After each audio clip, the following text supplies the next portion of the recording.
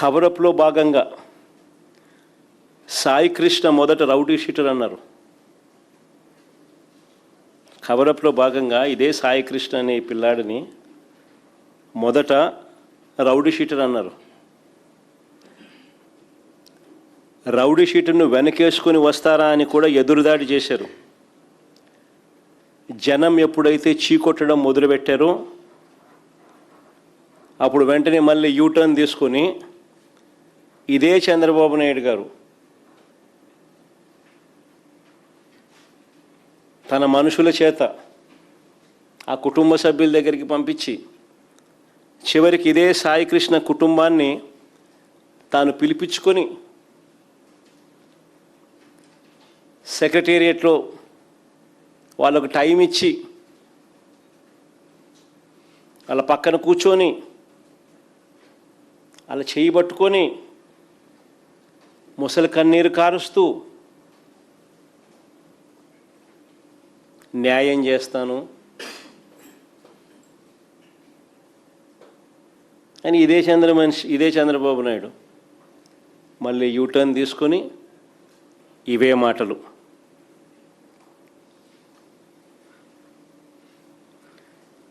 అసలు ఏ రకంగా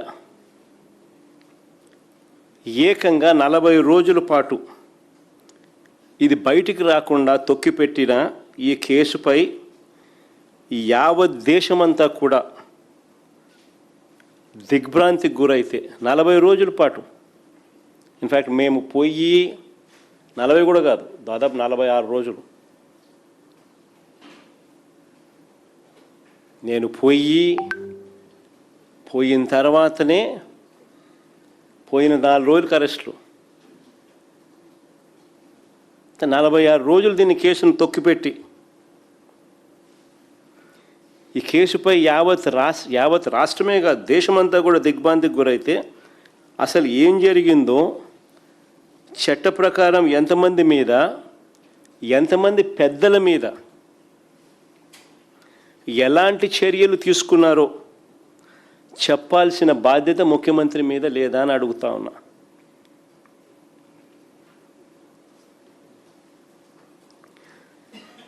ఇంత జరిగినా కూడా ఇప్పటికీ కూడా చంద్రబాబు నాయుడు గారిలో కానీ ఈ ప్రభుత్వంలో కానీ ఎక్కడా కూడా చిత్తశుద్ధి అనేది కనిపించదు.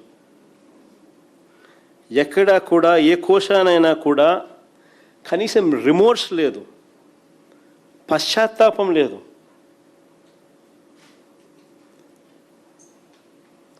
సాయి కృష్ణ రిమాండ్ రిపోర్ట్ ఒకసారి చూస్తే, ఈ సాయి కృష్ణ రిమాండ్ రిపోర్ట్ ఒకసారి చూస్తే వీళ్ళు చేస్తూ ఉన్న దర్యాప్తు తీరును ఒకసారి గమనిస్తే కేసును వీక్ చేసేందుకు పై వాళ్ళను ఎలా కాపాడుతున్నారో చాలా స్పష్టంగా కూడా కనిపిస్తాయి ఆధారాలతో సహా.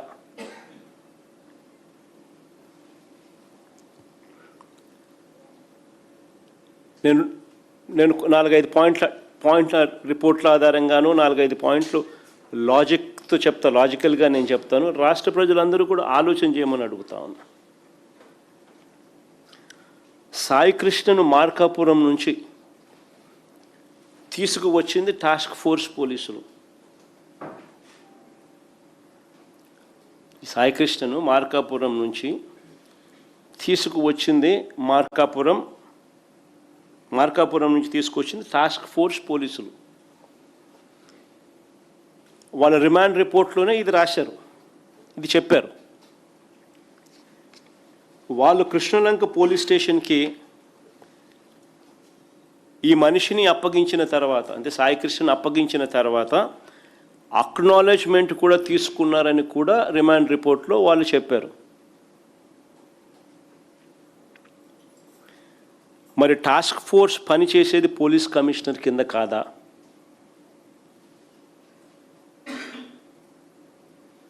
మరి టాస్క్ ఫోర్సు పనిచేసేది పోలీస్ కమిషనర్ కింద కాదా? మరి ఇది జరిగింది ఎప్పుడు? మే 6వ తారీఖున. మరి ఇది జరిగింది మే 6వ తారీఖున. ఇది జరిగితే సాయికృష్ణ తల్లి మే 28న సాయికృష్ణ తల్లి మే 28న రాత్రి 7:26 ఇదే విజయవాడ సిపికి అర్జీ ఇస్తూ, ఇదిగోండి కాపీ కూడా, అర్జీ కాపీ, టైమింగ్ కూడా రాసి ఉంది చూడండి దాంట్లో. సాయికృష్ణ తల్లి ఇదే సిపికి మే 28న రాత్రి 7:26 విజయవాడ సిపికి అర్జీ ఇస్తూ తన కొడుకును పోలీసులు తీసుకొచ్చారని, ఇప్పటి వరకు ఏ కోర్టులోనూ ప్రవేశపెట్టలేదని, లాకప్ డెత్ చేశారన్న అనుమానాలు ఉన్నాయని, అత్యవసరంగా ఈ కేసులో జోక్యం చేసుకోమని అడిగితే ఇదే సిపి పట్టించుకోలేదు. ఇదే సిపి పట్టించుకోలేదు. ఇదే సిపి ఆధ్వర్యంలో పనిచేస్తూ ఉన్న టాస్క్ ఫోర్సు ఈ పిల్లాడిని తీసుకొస్తారు. మే 6వ తారీఖున కృష్ణలంక పోలీస్ స్టేషన్లో పోలీస్ స్టేషన్కి అప్పచెప్తారు. అప్పచెప్పిన తర్వాత అక్నాలెడ్జ్మెంట్ కూడా తీసుకుంటారు. టాస్క్ ఫోర్స్ అన్నది సిపి అధీనంలో పనిచేస్తుంది.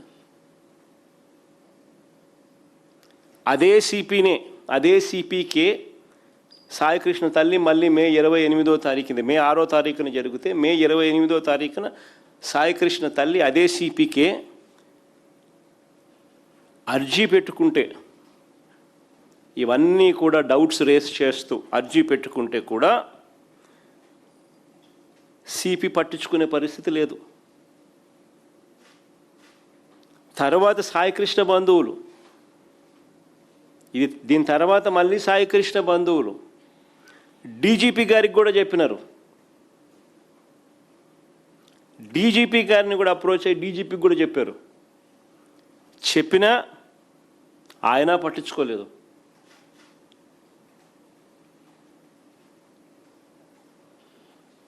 మరి రాష్ట్రంలో వ్యవస్థలు కుప్పకూలిపోయాయి అని చెప్పడానికి ఇవన్నీ నిదర్శనాలు కావా?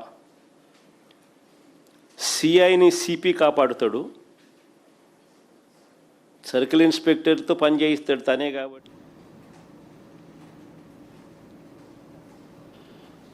మరి రాష్ట్రంలో వ్యవస్థలు కుప్పకూలిపోయాయి అని చెప్పడానికి ఇవన్నీ నిదర్శనాలు కావా? సిఐని సిపి కాపాడుతాడు,